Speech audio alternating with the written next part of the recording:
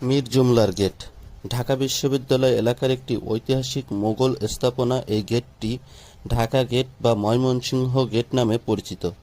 বিশ্ববিদ্যালয় এলাকার কার্জন হল ছাড়িয়ে দোয়েল চত্বর হয়ে বাংলা একাডেমি যেতে চোখে পড়ে হলুদ রঙের মীর জুমলার তোরণ।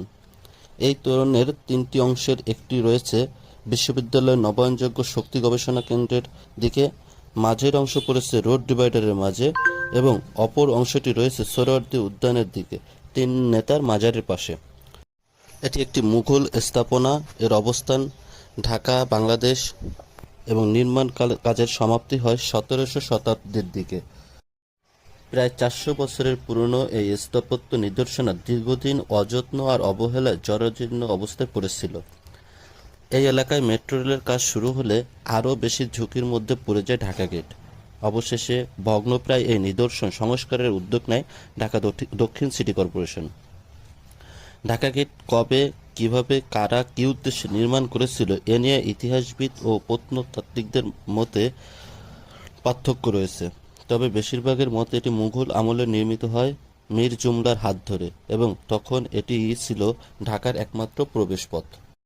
ব্রিটিশ সময়কার ঢাকার ম্যাজিস্ট্রেট চার্লস ডাউস মূল শহরের সঙ্গে সংযুক্ত করার জন্য ময়দানের উত্তর-পূর্ব দিকে একটি সড়ক তৈরি করেন। এই সড়কের প্রবেশের পথে তৈরি হয় দুটি স্তম্ভ, যা তখনকার সময়ের মীর জুমলার গেট নামে পরিচিত ছিল। পরবর্তীতে নাম পরিবর্তন হয়ে ময়মনসিংহ গেট বা ঢাকা গেট বা রমনা গেট নামে সর্বজন পরিচিত। মোগল আমলে বুড়িগঙ্গা নদী হয়ে ঢাকায় প্রবেশ করতে ব্যবহার করা হতো এই তোরণ। সেই সময়ে এর নাম ছিল মীর জুমলার গেট। পরে কখনো ময়মনসিংহ গেট, কখনো ঢাকা গেট এবং অনেক পরে নামকরণ করা হয় রমনা গেট। তবে বাংলাদেশ সরকারের গেজেট অনুসারে এ তোরণ এবং আশেপাশের জায়গার নাম দেওয়া হয়েছে মীর জুমলার গেট।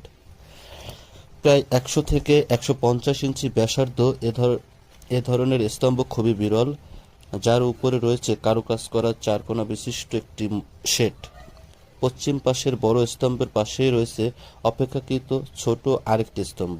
ঢাকা গেট বা মীর জুমলা গেটের পশ্চিম পাশেই বসানো হয়েছে মুঘল আমলের একটি কামান, যা বিবি মরিয়ম কামান নামে পরিচিত। অনেক ঐতিহাসিকের মতে দস্যু ও শত্রুদের মোকাবেলায় এটি তৈরি করেন বাংলার সেনাপতি মীর জুমলা। এই কামানটি নিয়ে আসাম অভিযানে যান তিনি এবং আসাম জয় করে ফেরার পর এর জায়গা হয় বড় কাটরায়। 11 ফুট দৈর্ঘ্যের বিশাল এই কামানটি নানা জায়গা ঘুরে 1983 সাল থেকে উসমানী উদ্যানে রাখা ছিল। 2023 সালের ডিসেম্বরে এটি উসমানী উদ্যান থেকে ঢাকা গেটের এই স্থানে স্থাপন করা হয়। এই কামানটি প্রায় 350 বছরের পুরানো একটি কামান, যা বিবি মরিয়ম কামান নামে পরিচিত। ঢাকা গেট একটি প্রাচীন নিদর্শনা।